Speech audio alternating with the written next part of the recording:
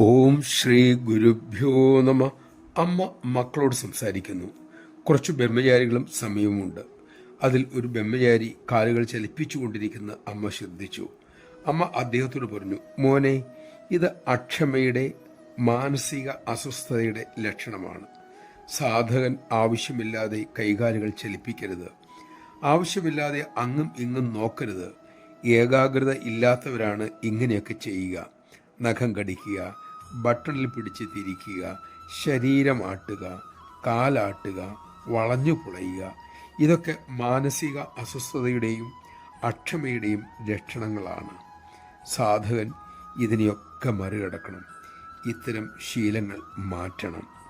മക്കളെ, മനസ്സിനെ മെരുക്കും മുമ്പേ ശരീരത്തെ വരുതിയിൽ കൊണ്ടുവരണം.